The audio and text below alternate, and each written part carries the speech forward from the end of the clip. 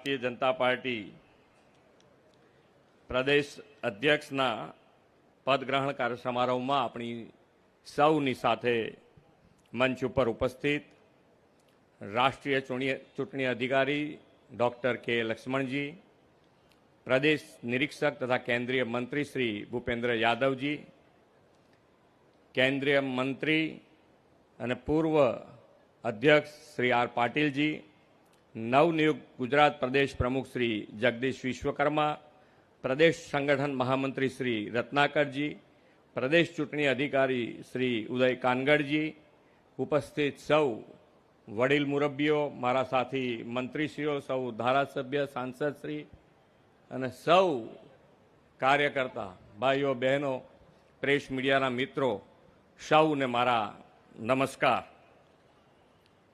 આજે વિદેશની ધરતી પર રહી અને દેશની આઝાદી માટે રાષ્ટ્રભક્તિ જગાવવા માટે અમર થયેલા ક્રાંતિકારી શ્યામજી કૃષ્ણ વર્માની આજે 167મી જન્મ જયંતિ છે।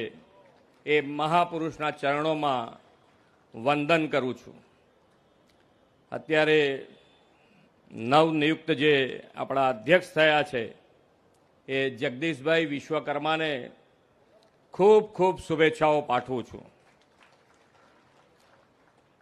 નવનિયુક્ત અધ્યક્ષ અને અધ્યક્ષનો જોમ અને જુસ્સો એ આપણે જોયો છે અને આપણે પ્રાર્થના કરીએ કે આ જોમ અને જુસ્સો આપ સૌ કાર્યકર્તાના બળે આવો ને આવો રહે।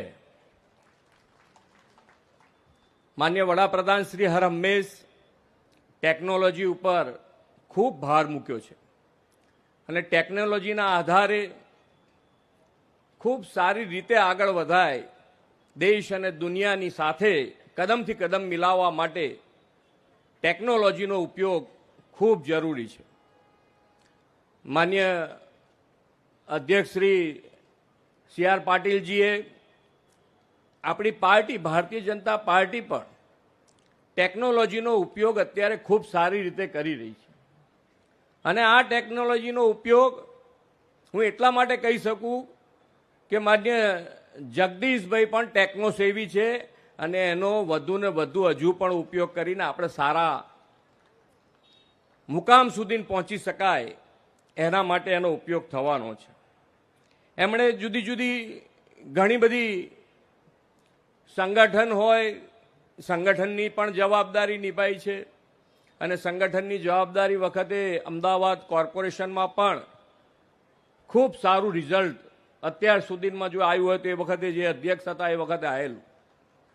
એટલે સંગઠનનું કામ હોય કે અત્યારે મંત્રી તરીકે પણ એમની જવાબદારી જે છે એ ખૂબ સારી નિષ્ઠાથી એ નિભાવી રહ્યા છે।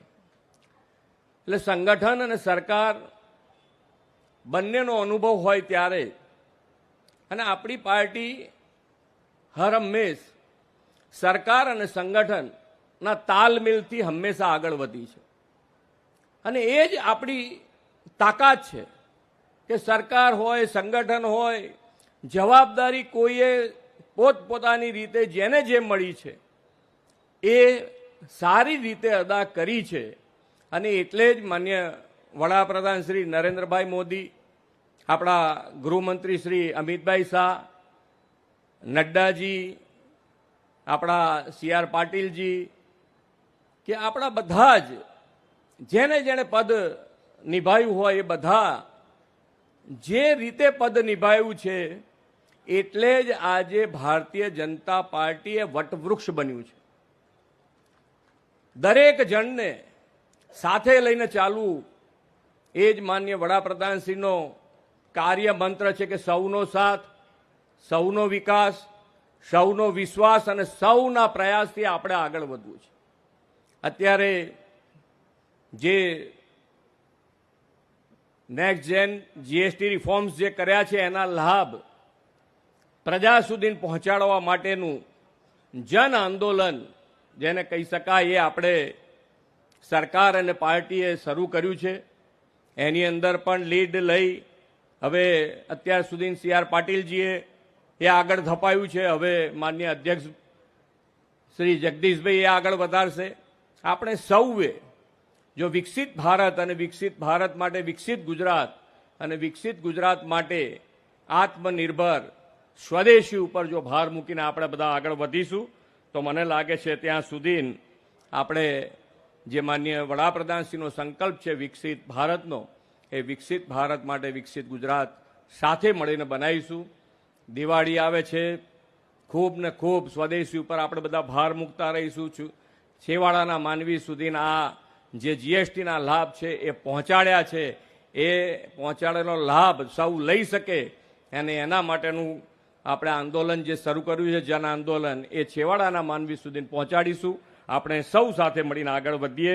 જગદીશભાઈને ફરીથી ખૂબ ખૂબ શુભેચ્છાઓ પાઠવીને વિરમું છું. ભારત માતા કી જય, વંદે માતરમ, જય જય ગરવી ગુજરાત.